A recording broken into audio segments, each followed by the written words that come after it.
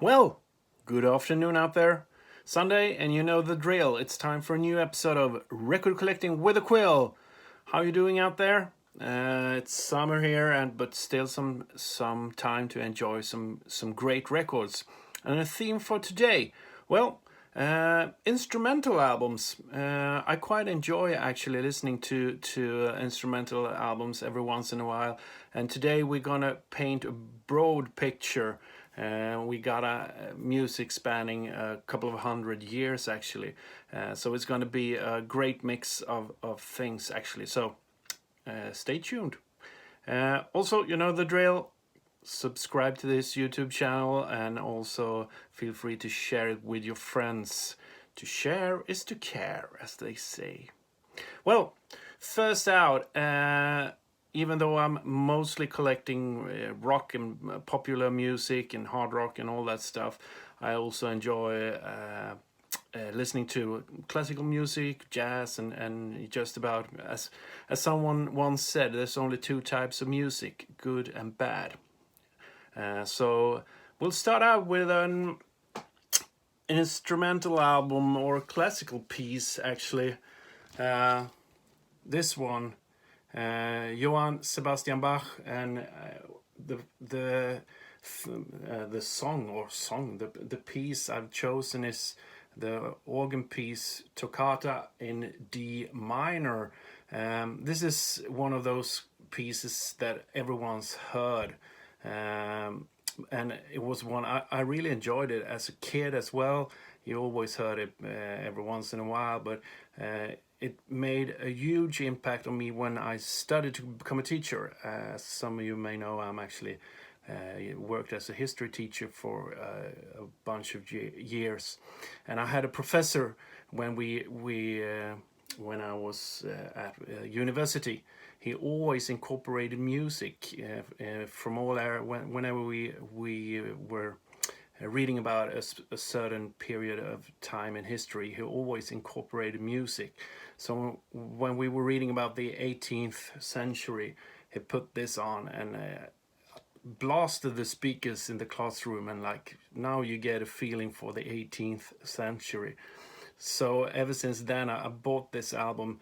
I don't know, it's some sort of German I don't know, compilation album of great organ pieces, but still to this day I think it's one of the most powerful pieces of music ever written, and so enjoyable. It's sheer power, ultra cool, absolutely. So check it out if you haven't heard it.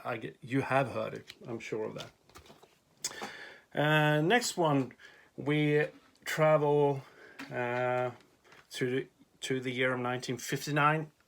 Miles Davis, one of my absolute favorite musicians. This is the Kind of Blue album. I really enjoy him in the same way as I enjoy Bob Dylan, where Bob Dylan is painting a picture with words. Miles Davis is painting a picture with the music. I chose this one because it's, I don't know, it's the most famous one he made, but also I think it's one of the greatest, even though I enjoy the later stuff as well, Beaches Brew and On the Corner I really like as well. But this one, you have some great tracks here, all blues. You have So What and Freddie Freeloader as well. So give it a listen if you haven't listened to it. It's a great piece of music to just listen to and do other things to as well. Quite enjoyable. Miles Davis, Kind of Blue. And in the same vein, and he's also a participant on the previous albums. This one, John Coltrane, the Olay album. It's not his most famous one. Love Supreme and Giant Steps, I guess, are the more famous ones. But this is the first one I got. I actually got it. I got a CD copy of it from Raldo or Rolf in Lucifer when we were out on the Monster Magnet tour. He gave me a CD copy of it, and I really enjoyed it. It was a long tour with a lot of rock and roll craziness. So whenever I wanted to take a little bit of time off from that, I put that CD in my CD Walkman you had at the time and listened to it. I really enjoy this one. It's kind of I don't know, it's kind of a reaction to Miles doing sketches of Spain the previous year. You have a sort of Spanish influences on this one as well. It's also really cool. You have 2 bass players on this one. So quite an enjoyable album, I must say. This is a reissue I got just because I wanted to have it on vinyl as well. Sounds quite good actually. So John Coltrane, Olay from 1961, I believe. Next one. Instrumental fusion music in the 70s was quite big. I've chosen this one to represent that era. Jeff Beck, the Blow by Blow album. It's produced by Beatles producer George Martin. I think this is his best one, I guess. You have Stevie Wonder guesting here, uncredited as well. He also gave Jeff a couple of songs for this album. And Jeff Beck is one of those guitarists that he has his totally unique style, and he made a couple of albums before. I think I mentioned the Beck Bogart Apathy albums before, but this instrumental album is really good. The Wired album is quite good as well, but it doesn't sound quite as good as this one. And also he made a live album with John Hammer that's really cool. But Blow by Blow, excellent piece of music that you have to check out if you haven't heard it. Couple of years later, this one was also an album I really enjoyed as a kid. Mike Oldfield, the Tubular Bells album. Most of you know the music from the movie The Exorcist. Also, I enjoyed quite a lot. I think I mentioned earlier, as a kid, you could go to the library and listen to records. This was one of those records I usually went there to listen to and just sit down and just get carried away by the music. So great piece of music, and he's like, I think he's 19 years old when he made this, and he plays almost every instrument on it as well. So really cool music to just sit down and relax to, and or I quite often listen to as well when I'm out on the mountain bike or out riding or so. Riding, for fuck's sake, I'm not riding. I hate horses. Running, I mean. So, Mike Oldfield, Tubular Bells. And then you got, in the late 80s and the early 90s, you got a new type of music coming in strong, and it's the guitar hero music of the 80s and 90s. And I've chosen 2 albums. This is the one that made the biggest impact on me. Joe Satriani's Surfing with the Alien.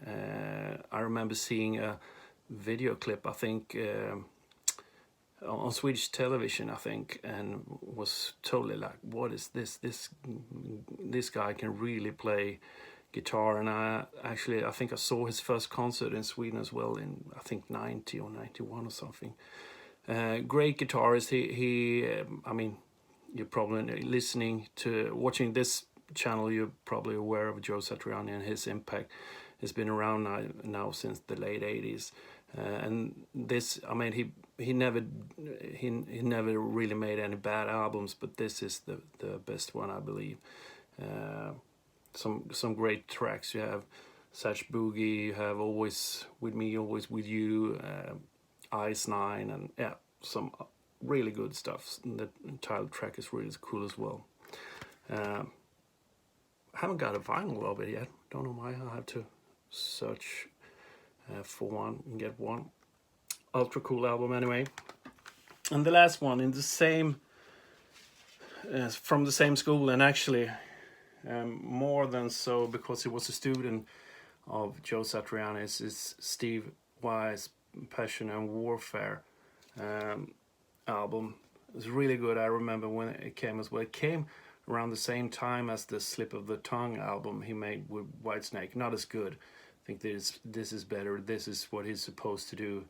Whitesnake is supposed to be a blues rock outfit and not have a guitar player like Steve Vai, but I don't know. Probably politics by the record company. But this one, you can clearly hear the influences from his years with Frank Zappa, absolutely, but also his own unique style as well. And I quite, as I said, enjoy this album. Actually, I think I will give it a spin. I haven't. It's been a while since I last listened to it, so it's gonna be the pick for this afternoon before it's time to barbecue, I believe, today. So, my last album, instrumental albums, the Steve Vai Passion and Warfare album. And as usual, you know, I will put all the tracks, or a couple of tracks from each album on the Spotify playlist. You find the link down below. And also, feel free to comment. What are your favorite instrumental albums? I love to hear what you have as your picks. And also follow us on social media, you know, the QUILL Sweden. We're on Facebook, Instagram, Twitter, and just about everywhere. So, cheers and bye for now. See you all again next week.